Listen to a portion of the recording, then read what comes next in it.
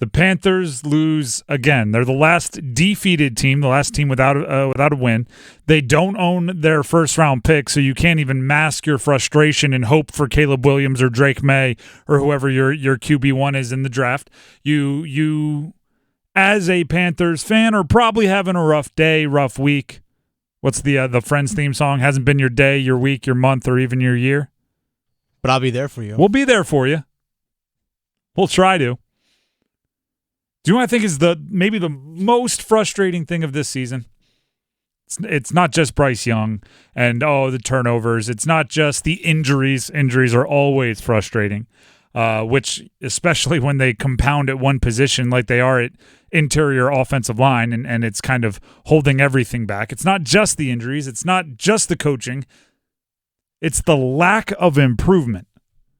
If I tracked one of you down, right, the Panthers diehards, I know you're listening. If I went and grabbed you on the street, right, like an old school, they used to call it jaywalking on the Tonight Show with Jay Leno, right? Just run up to you on the street with a microphone, and I said, here's the question. What do the Panthers do better right now than they did the first week of preseason? What have they improved on as of right now than they were, how they were operating the first week of preseason? Could any of you come up with something? I thought so. I'm about to say, I got nothing. I mean, Dennis and I, this is our job, right? We sat around the office and brainstormed.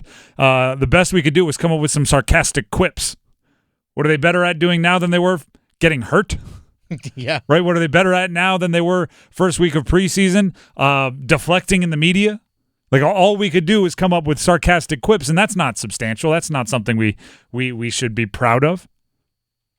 And it gets worse the more you think of it. That is so utterly frustrating because the Panthers at the beginning of training camp were almost 100% potential. They were filled to the brim with young players. And the parts that weren't filled with young players were almost completely filled with new players, meaning veterans they acquired. Those two demographics of NFL players, those two groups, inherently should be much better after 5 weeks of football. Young players should improve rapidly because they're adjusting to the league, because they are, quite frankly, they're young. They grow. There's room. They're getting playing time. Their growth plates are wide open. And then new players, the ones that have become acquired through free agency and trade, new players should be getting better over the first month of the season because they're playing together, they're building chemistry, they're becoming better and better when it comes to their knowledge of the playbook and working with the coaching staff and the new town and the new city and the new team.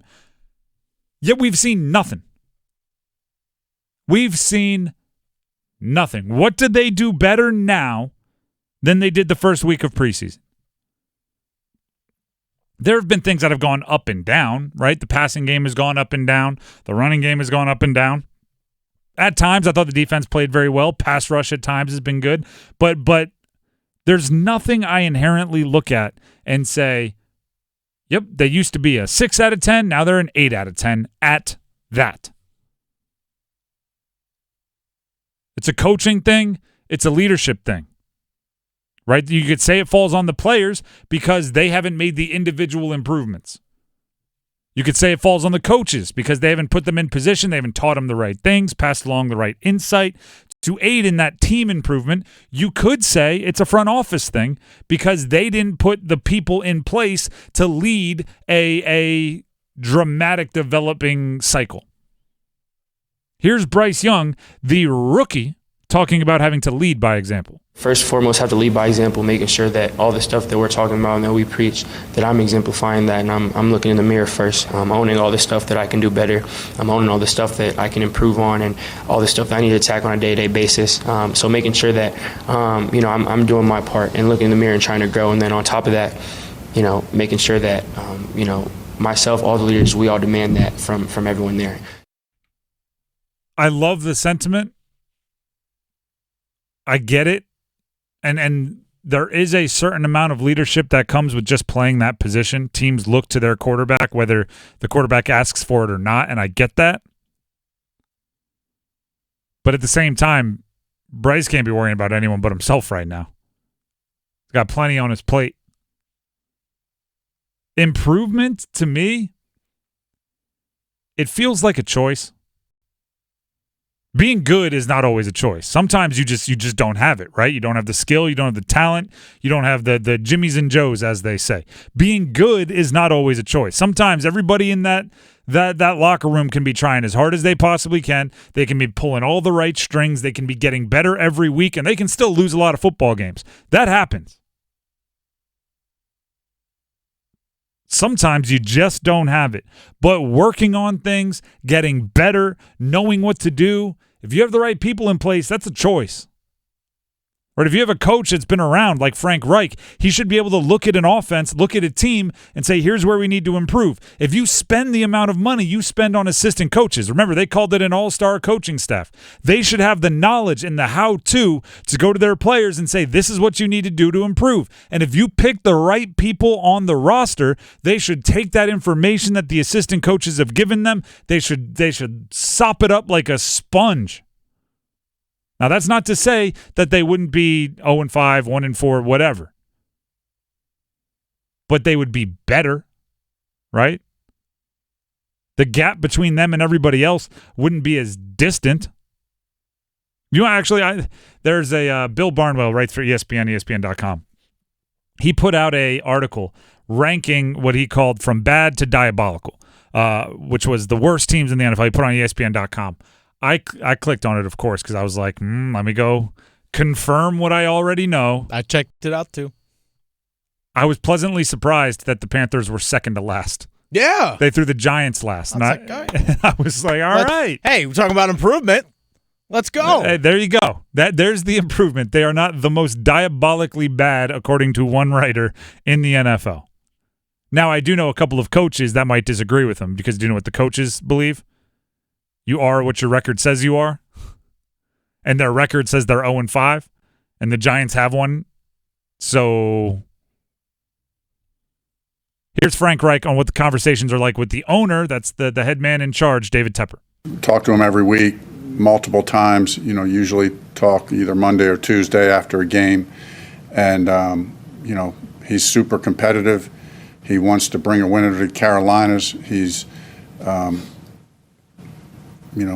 wants it now, and pushes me and pushes us to that end.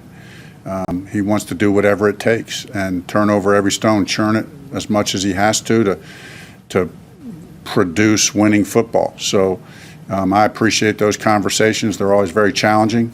He's a super competitive person, and he's not going to sit idly by. I don't know what else there is to do. Wait. Which, if you are an impatient, competitive person, wait is not the thing to do. And even if you make a move to win right now, it'll harm you. If you want to make a move to win in the future, something like trading Brian Burns, we can discuss it, but you better make sure you get the proper assets to win in the future in return.